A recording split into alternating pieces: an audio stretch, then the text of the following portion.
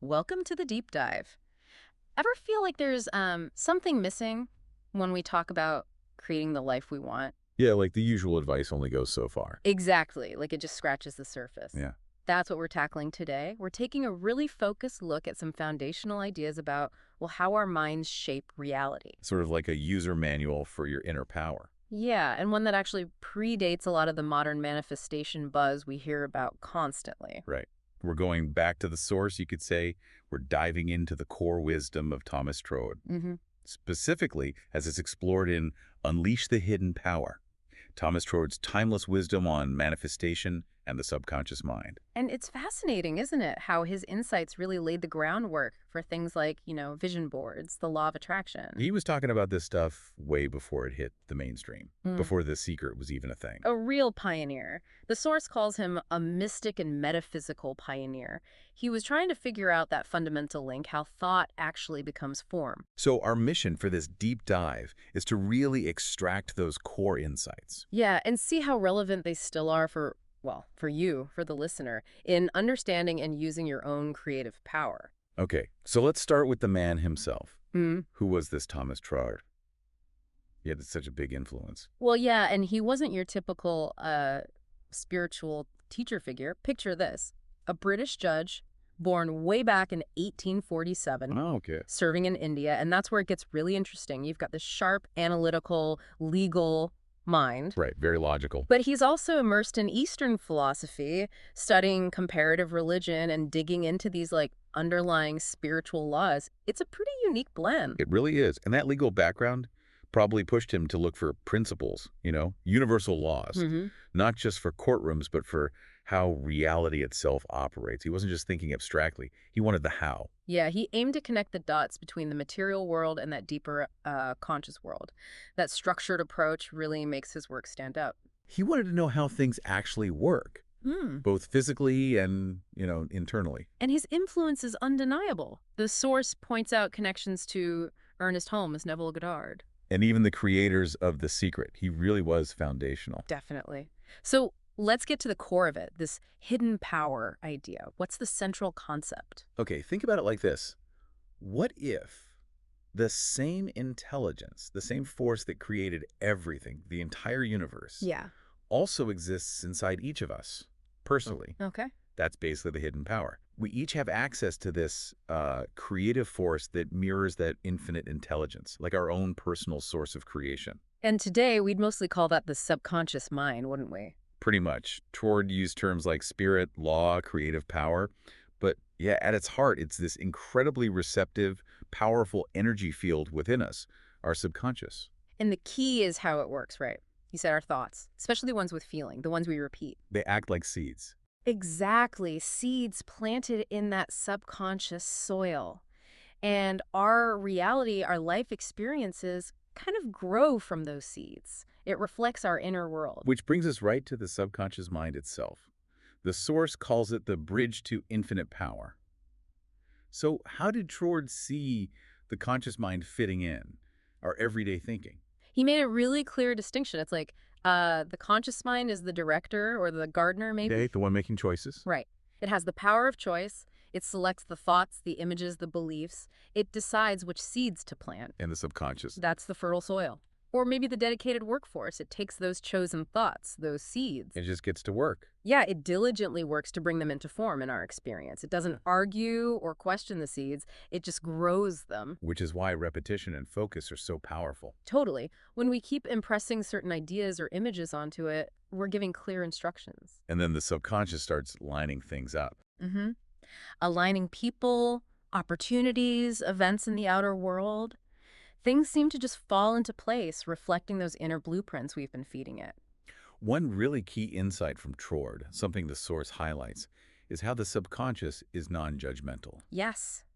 This is huge for understanding how this works. It's like that workforce, again, it just takes orders. Doesn't filter. Nope, no filter. It doesn't care if a thought is good or bad for you or even logical.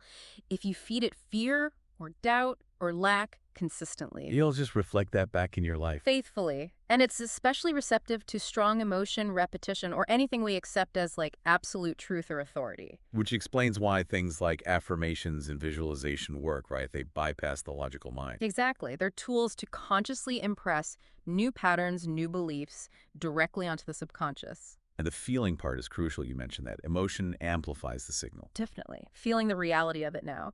And what was really revolutionary for his time was framing this as law, not magic, not luck. Yeah, that was a big shift. He believed the universe operates on consistent, predictable principles. Like clockwork, almost. That famous quote, "Our conditions are the result of our thinking." It puts the power back in our hands, doesn't it? It absolutely does. Yeah. It reframes manifestation completely. It's not just wishful thinking. Right. It's about understanding and consciously aligning with these fundamental laws of consciousness. It's a much more empowered stance. And you can see the direct link to the modern law of attraction here, Yeah. even if he didn't use that exact phrase. He was describing the core idea, wasn't he? Like attracts, like energetically, subconsciously. Yeah, like gravity. Yeah. It's a universal law, always operating, whether you pay attention to it or not. This leads nicely into his idea of the mental atmosphere. I love that term. It's so descriptive. Can you break that down? Sure. Imagine all your dominant thoughts, your core beliefs, your usual emotional state. Imagine them all swirling around you, Okay. creating this kind of invisible, energetic field or atmosphere. That mental atmosphere has its own vibration, its own frequency. Yeah. Like a magnet, it attracts experiences that match that frequency. It's like your internal weather system dictating your external reality.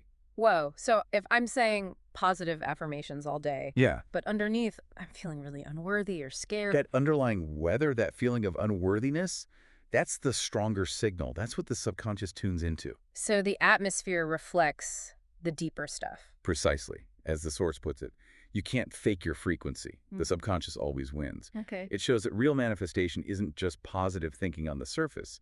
It needs that deeper inner work.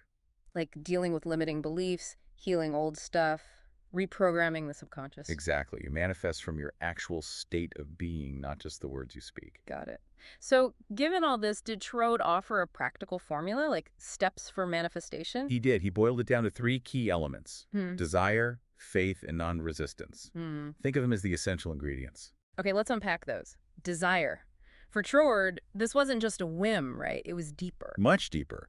More like a true heart's longing. Almost a signal from your soul, guiding you. He saw it as divine, pointing towards your growth. Okay, so a meaningful desire, then faith. How did he define that? It's that unwavering belief, that deep conviction that what you desire is already done, or at least absolutely on its way, even if you can't see any evidence yet. Like a certainty. An absolute inner knowing that goes beyond current reality. That's the fuel. And the third one, non-resistance. This sounds tricky. It doesn't mean just giving up, does it? No, not at all. It's not passivity. It's about letting go of the how and the when. Ah, releasing control. Exactly. Trusting the process, letting go of the anxiety, the doubt, the forcing it, which actually creates resistance, like static on the line. So it's about allowing the law to work without interference, getting into the flow. You got it. So Troward believed when you align these 3, that deep desire, that unwavering faith, and that state of non-resistance manifestation, it becomes pretty much inevitable. It's that powerful alignment. The source connects this to Neville Goddard too, right? Assume the feeling of the wish fulfilled. Yeah, it's that same energy of certainty, of already having it. So bringing this down to earth for someone listening now, how can they actually use Troward's wisdom day to day? The source had some practical tips. It did. One was to meditate on first cause. What does that mean, practically? It's about consciously connecting back to that source energy, that infinite intelligence Troward talked about. The origin of everything. Right. By focusing there regularly, maybe in meditation, you start to dissolve that feeling of being separate or lacking something. You tap into that abundance. Makes sense. Another tip is about using feeling to program the subconscious, not just thinking the thoughts. Yeah, this is key. Emotion is the language it really gets. So things like visualization. Vivid visualization, yes. And the source mentions using music that evokes the feeling, or breath work, even movement, anything that helps you feel the reality of your desire now. To really amplify that inner signal, that feeling anchors the belief. I also liked the idea of reframing limiting beliefs. not just as personal flaws, but as violations of law. That's a powerful shift in perspective, isn't it? Yeah. Instead of beating yourself up, you see negative self-talk as just misunderstanding the rules of the game, misaligning with how things work. And with your own power. Right. So you counter those beliefs with the truth. I am a creative center in an infinite field of intelligence. You consciously realign. And then, crucially, persistence. Sticking with it. Yes. Holding that desired image, that feeling, whether it's through scripting, affirmations said with feeling, or those imaginal acts. Like acting as if. Exactly. That consistent focus gives the subconscious time to absorb the new pattern, lets the law respond, needs time and unwavering attention. Now, Troward's thinking went even bigger than just individual manifestation, didn't it?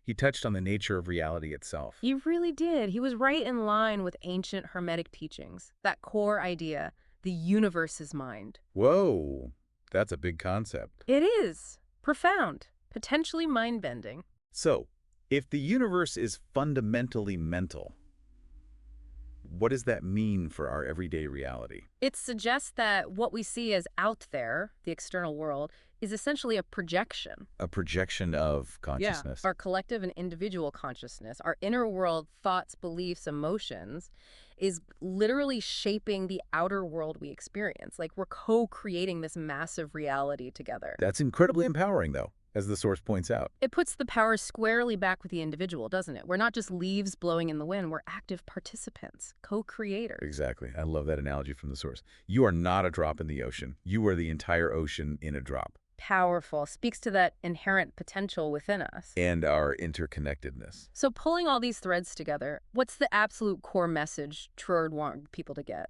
I think ultimately it was about self-recognition.